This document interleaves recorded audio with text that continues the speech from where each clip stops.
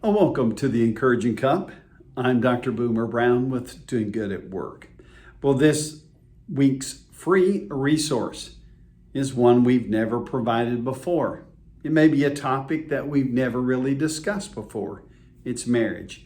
And the free resource is Building a Marriage That Lasts by Brad Hambrick. You know, Brad talks about these 5 essential habits that couples need if they're going to help their marriage last. Now, I'm not going to reiterate all the things that Brad says. I'm not going to disclose the 5. You can get the free resource. But I'm going to say this. You might be listening to this and you're single. And you say, well, this doesn't apply to me. Well, let me say this to you. You might get married someday. And I wish that I had known these things or someone had shared them with me before I got married. You might be newly married, or you might be in that season of childbearing and growing children and creating a family and keeping the marriage together there. You may be coming into those really stressful years where your children are getting older. They're starting to drive, they're off to college, and suddenly you find yourself as an empty nester. Well, in all stages of marriage, these truths that I'm going to share with you today apply. It's important, and it requires, if you're married, it requires you to invest in your marriage. See, the first thing I would say to you is this. We need to be good stewards of our marriages. We need to invest in them. Marriage is a gift from God. And this marriage that we have is something that we need to grow like a garden. You know, when you go to grow a garden or to put things in the ground, sometimes you have to remove rocks. Well, we have rocks in our lives. You have rocks, I have rocks, my spouse has rocks.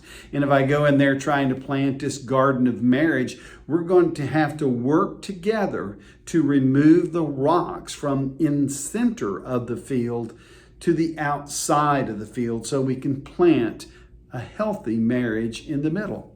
What I've learned is this: as we move those rocks to the outside perimeter, we actually can build a wall that protects our marriage.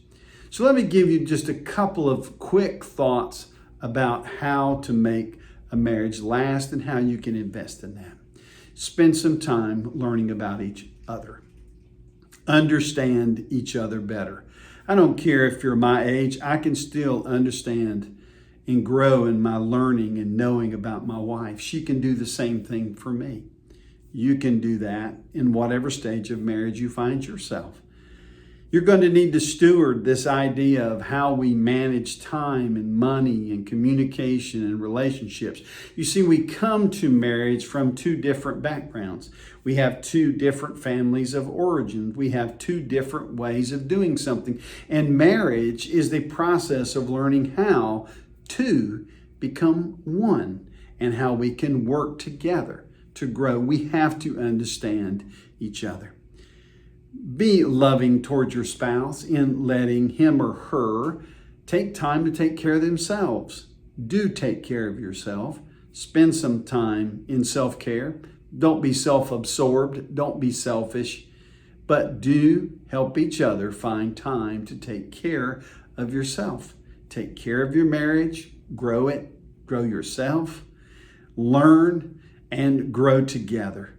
Not only grow together, but grow deeper. The greatest advice that I could give you as someone who has been married for 44 years, working on 45, is not only do you grow in the understanding of each other, of yourself, but grow in your understanding of God. The best advice that I got almost 45 years ago was to make God the center of my marriage.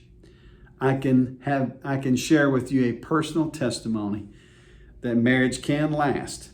You can get through the tough times. You can get through the hard things. You can celebrate together. You can say you're sorry. You can seek forgiveness. You can be forgiven. Things can be renewed. They can be restored when they're broken. Don't just throw it out. Marriage is not obsolete. Marriage is still at the very core of God's economy. And I encourage you, if you're thinking about getting married, you currently are married, you're in the latter years of your marriage, continue to invest in your marriage. It's worth it. Build marriages that last. Thanks for letting me share that with you this week. Do, if you'd like, order the free resource. It can be sent to you. There are other resources that are available to you. If you need to speak to someone about any particular situation or thing that's going on, there is the opportunity for you to request an email conversation with a mental health first responder. If you need to talk to someone, a professional marriage counselor, someone, a mental health provider, please let us know. We're here to provide those resources for you because we care. And as always, remember that we'll be coming to you again next week. So I hope you will join me next time on the Encouraging Cup.